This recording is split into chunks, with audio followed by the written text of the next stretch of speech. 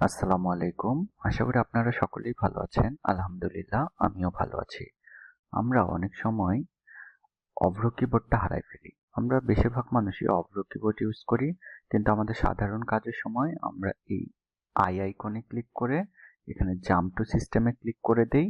এর পরবর্তীতে এটা আর আমরা খুঁজে পাই না। কিভাবে নিয়ে আসবো? যদি আমরা অভ্রর এই আইকনে ডাবল ক্লিক করি, আমাদের দেখায় যে এখানে আমাদের এটা অলরেডি সিস্টেমে রান আছে এবং চলছে। এটা আর দ্বিতীয়বার ইনস্টল করা যাবে না। তো চলেন দেখি যে এখন কি করা যেতে পারে। এটা ফিরায় আনা যায় কিভাবে সেটা আমরা দেখব। আরেকটি রিকোয়েস্ট সবার কাছে, সবাই আমাদের ইউটিউব চ্যানেলটা সাবস্ক্রাইব করে দিবেন, ভিডিওটাতে একটা লাইক দিবেন, ভালো লাগলে কমেন্ট করবেন, আর ভালো না লাগলে কমেন্ট করার প্রয়োজন নেই। পাশাপাশি ফেসবুক থেকে দেখে থাকলে ফেসবুকে ফলো করবেন এবং লাইক কমেন্ট করবেন। আমি চেষ্টা করব প্রতিদিন এরকম নতুন নতুন ভিডিও দেওয়ার জন্য, টেক রিলেটেড। চলেন তাহলে কাজ শুরু করা যাক। তো এখন সার্চ বারে লিখব টাস্ক ম্যানেজার। দেখেন আমার টাস্ক ম্যানেজারটা উপরেই চলে আসছে। টাস্ক ম্যানেজারে ক্লিক করলাম।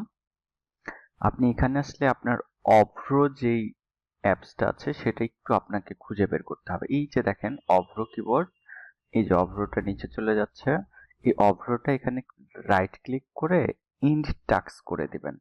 আমি ইন্ড টাস্ক করে দিলাম। দেখেন এখন এটা চলে গেছে। অভ্রটা আমি এই টাস্ক ম্যানেজারটা কেটে দিলাম। এখন আমি অভ্র যদি ডাবল ক্লিক করি ওই নোটিফিকেশনটা আর আসবে না। দেখেন অভ্রটা রান হয়ে গেল সুন্দরভাবে। তো অভ্র যেহেতু রান হয়ে গেল, এখন এই আইকনে আসবেন। আইকনে এসে এখানে অভ্রটা দেখতে পারবেন। এটা রাইট ক্লিক করবেন আবার।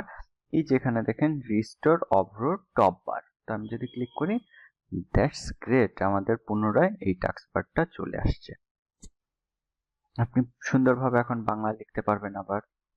ঠিক আছে, এই সমস্যাটা অনেকেই পড়ে থাকে। এটা নিয়ে প্রচুর ইউটিউবে সার্চ হয়েছে, কিন্তু খুব ভালো রিসোর্স নাই, তাই আমি এটা ভিডিও করে দিয়ে দিলাম আপনাদের। সবাই ভালো থাকবেন, আর আমাদের চ্যানেলটা অবশ্যই অবশ্যই সাবস্ক্রাইব করবেন। আল্লাহ হাফেজ।